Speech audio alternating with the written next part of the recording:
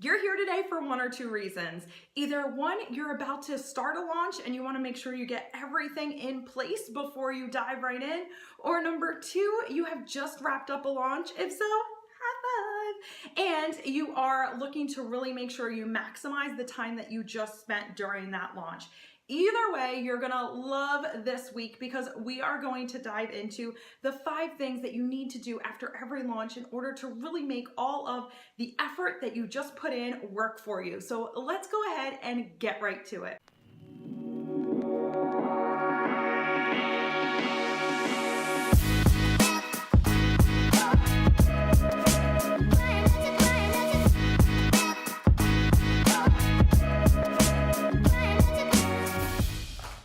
Number one is I want you to celebrate. Celebrate what you just accomplished in your business. When you are going through a launch, it is no easy feat, right? You are putting out more energy. You are usually doing more work than you typically do in your business.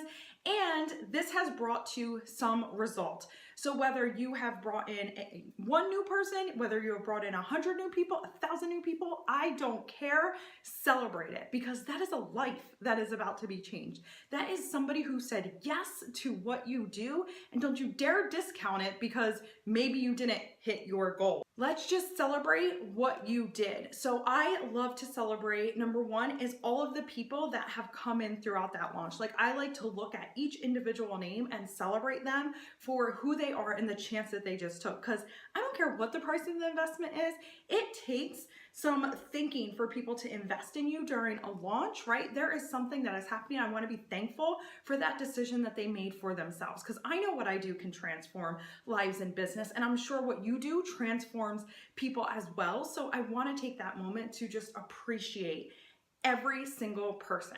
From there is to appreciate what you did, how you showed up during that launch. So did you do something that was out of your comfort zone during this launch? Maybe you went live more than usual. Maybe you brought on a new team member for this launch. Maybe you invested more in paid traffic than you have before, and that made you really nervous because you were up leveling in some way. Maybe you added in some new bells and whistles for your launch that you're really excited about, that you took that chance and tried something different.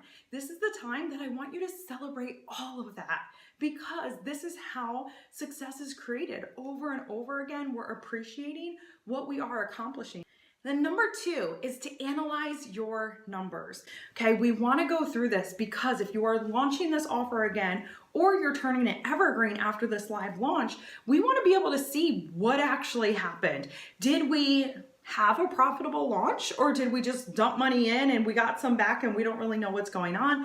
This is the time that we want to make sure that we are diving into all the numbers and seeing what they're saying. We're taking emotion out of it now. We already had our celebration. Now let's see what happened. Now, if you're in the Achiever Circle, which is for people that are creating, launching, and automating scalable offers, then I want you to go to the launch document that we have. We have a full template for launching. And on the last page is how to go through this whole review because there's a lot of numbers that we are checking and it's a little bit different for every business. So that will help you navigate. If you're not, let me show you some ways that you can get started here with some numbers that are pretty consistent across the board for businesses. So first, you'll want to know how many leads actually came in for this launch. So who signed up for the launch content that you had? If it was a challenge, if it was a webinar, if it was an email series, like how many actual leads came into that? And then from those leads, how many people purchased? And this is how we're going to figure out your conversion percentage. So how many people actually did buy during this launch so we can see what does that number look like? Did we hit a good conversion rate? Do we need to work on some things next time to get that higher? We won't know unless we have those numbers.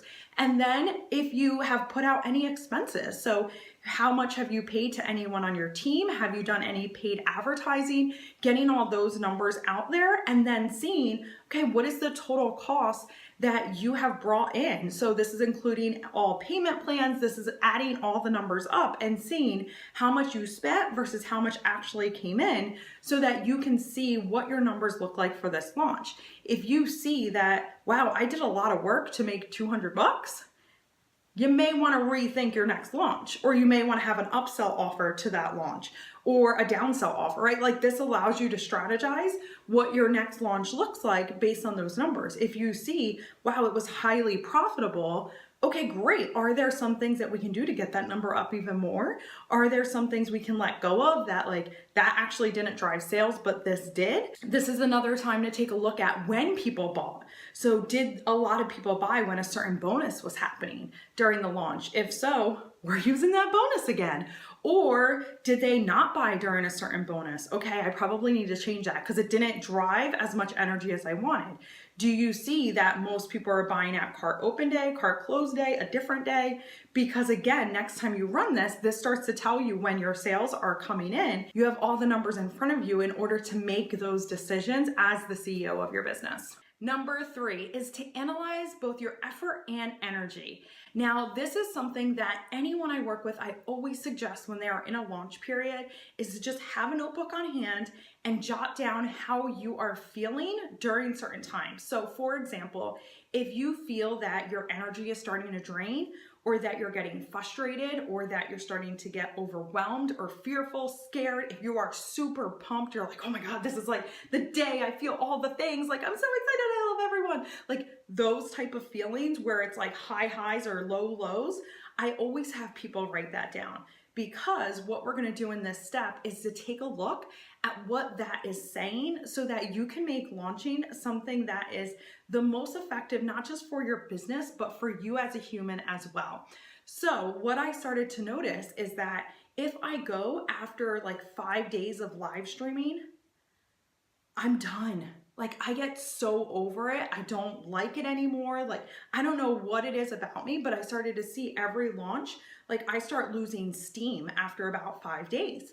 And when I started seeing that, in my mind, I went, oh, okay, then I need to change this. So I started changing a 5-day challenge to a 3-day because I saw that my energy could stay really excited for a short period of time.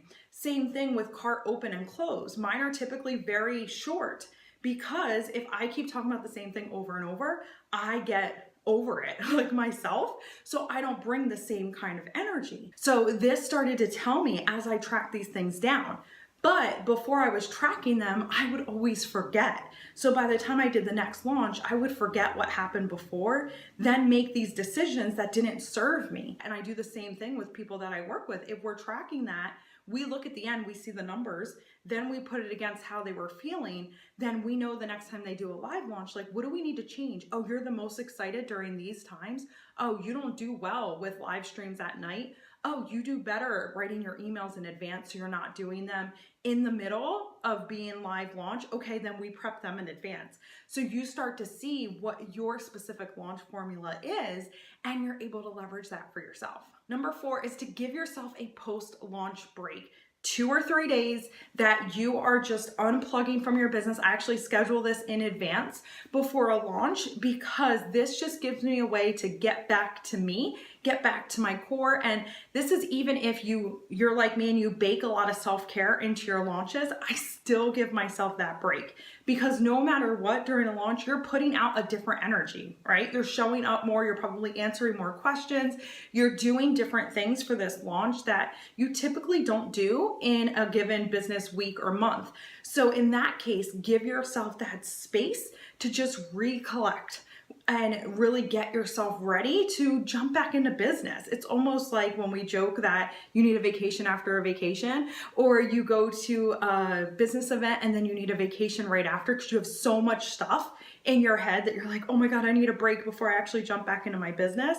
If you jump right back in, it feels overwhelming and like there's just too much going on. Same thing after your launch. Like give yourself that space right after so you can just breathe and then get started on to the next thing within your business. So do yourself that favor because it's going to be so helpful for you to have that space and time you need to just get back to the normal you. And the final one is after your break, get back to loving your audience. One of the worst things you can do is only show up during launch periods and then you're kind of silent online every other time. Like, what happened to actually wanting to connect with your audience and get to know them and be on this journey with them? Don't lose that. That is such a special thing about business, and the ability that we have as people that are online building is that we can connect with people no matter where they're at. So this is your time. You've had that break. Now it is going back to however you typically deliver content, answering people in social media, your inbox, like keeping that connection strong, because most of the results that you have during your launch are actually the things that you've been doing 6 months before that launch even happened. So it was always, showing up and being there. And I don't mean by always showing up, being there 24/7, but you're not just like MIA and then all of a sudden you have a launch and you have something to say and now you email your list and now you show up on social media and then you disappear for months at a time. No, this is when you go and just love on your audience. Have fun with it. You'll have your next launch later on, and those people will probably be a part of it and just help celebrate alongside of you along the way. This allows your business to be fun. It allows your business to be something that's exciting, and it flows right into your launches to make them more effective for you as well. Was this helpful for you? If so, you know what to do. Like, rate, review, comment, subscribe, all the things depending on where you're at. Go ahead and do them so that I know that this is content that you are looking for and that it's truly helping to serve you and your business, because that's what I'm here for.